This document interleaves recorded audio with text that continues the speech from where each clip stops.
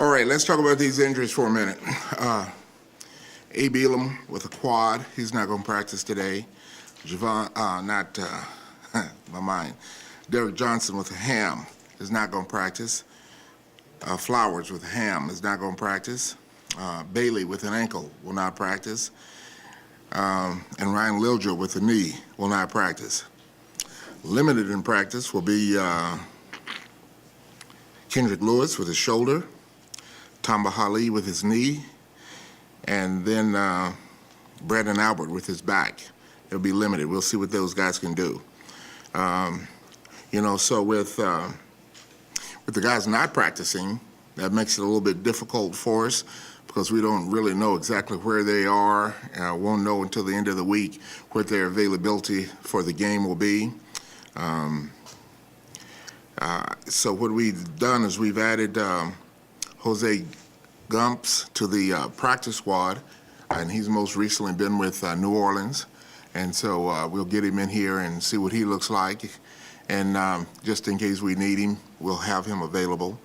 But then in the meantime, the other guys on the team have to be ready to step up and get done what they need to get done to help us on Sunday, which will be a tough game on the road against an improving Browns football team. And so that has to be the focus in trying to prepare for that game, knowing that we need to play really good to beat these guys because they've been playing better and they got a young team and they're energetic. And so I think that they will feel good about their opportunity this week and thinking that they can beat us. So we have to be ready to get that done. So with that, I'll open it up. All right, thanks. Forgive my ignorance. What does Gumps play? I don't know. Safety. When you're going through your day, do things feel normal at all? Pretty much. I try to make it normal, but then you have moments, and so you get through the moment and then go on. Well, there's a few guys with homecomings this weekend, including yourself, but specifically for Brady Quinn. You suppose this is a big event for him? Have you guys talked about it at all? I haven't spoken with him about it, but I talked to the coaches, and Brian particularly, because he used to work there, and talked to him about Brady. But I think Brady will handle himself very well. He always does. He's level-headed, and I don't think that he will let going home, get him out of sorts, to tell you the truth. How about Romeo? How's Romeo going to feel? I see. I've been back there before, so it's old hat. And the last time I was there, I believe we won. So see if we can do it again. Was there anything special to that game? 10 for you? No. I mean, I was going back, and I was in a different locker room and all that. But winning was good. Yeah. You weren't head coach here, No, that's correct. so there's a little different aura, is there not? Yeah, but winning is winning.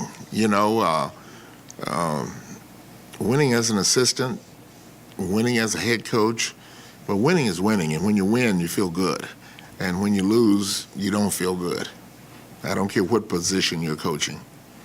Why did it not work for you there? Oh, I think there are a lot of things, a lot of first-time guys in place, first-time general manager, first-time head coach, basically first-time owner, first-time president, and trying to work our way through the potholes that occur in any organization. And we couldn't work through it well enough. Romeo, there was a story a couple days ago in the Kansas City Star that Javon and Cassandra have been receiving counseling through the Chiefs. How much were you aware of that, and can you speak to that, of the assistance that you guys have provided them? Well, I'm not exactly sure what kind of issues they may or may not have had. I know our player development department, they talk to the players, and generally when a player goes through the player development, we are out of it because that's the way the league has it kind of set up, because they don't want coaches influencing guys or guys not coming to seek help because they think that the coach knows about this or knows about that. So the way it's set up, I don't get involved in it. Do you think the average player would be surprised what the head coach knows about his locker room, or be surprised about what he doesn't know? Well, I think that probably they would be surprised about, they would think the coach will be surprised about what he doesn't know, because, they're a group of men and they share with each other. And even though the coach is part of the team, the coach is not part of that unit that's in that locker room. And so I think that they share with each other things that they definitely don't share with the coach. I'm sorry, just to clarify, you're saying you think the players would think that you know more than you do? Is that what No. you're saying? I think that they would be surprised if they thought I knew anything. Yeah.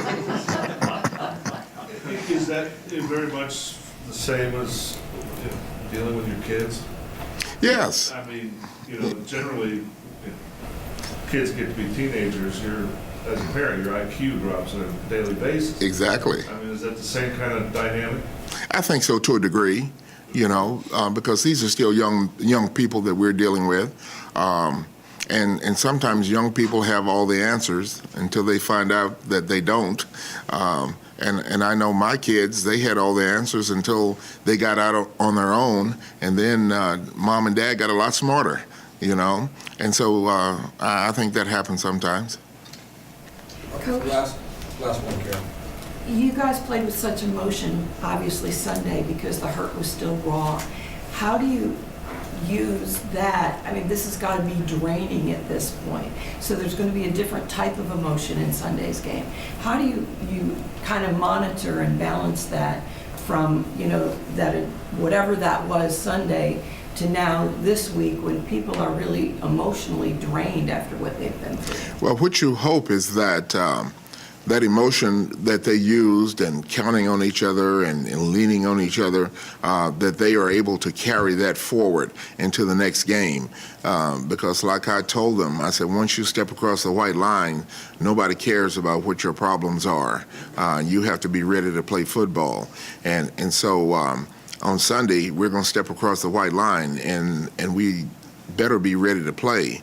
And if we're not ready to play, then we're going to have a hard time winning. Last two, one right there. The situation as it is at the linebacker position and DJ being injured, your expectation for Seiler and Greenwood? Well, I thought Seiler did a nice job last week. Greenwood, he's been here, he knows the system, and I think that he'll step up and he'll do a good job as well, And so they're going to do good. Last one, Jay. Coach, you gambled a little bit this week. You went for it on fourth down. You got all three of them. The previous week, it was kicking field goals instead of, going for the points. What changed last week? Is that a new style you're going with, gambling a little bit more as we end the season here? No, not really. I mean, I tell you that each situation is a different situation. You go with your gut feeling to see what's going to happen and how it's going to go. And I think the first one, it was short, real short on that first one. And I felt like the energy was good, and so let's try it. And then the next one, I think it was a similar situation. I just felt good about trying it, and so I did. And it worked, fortunately.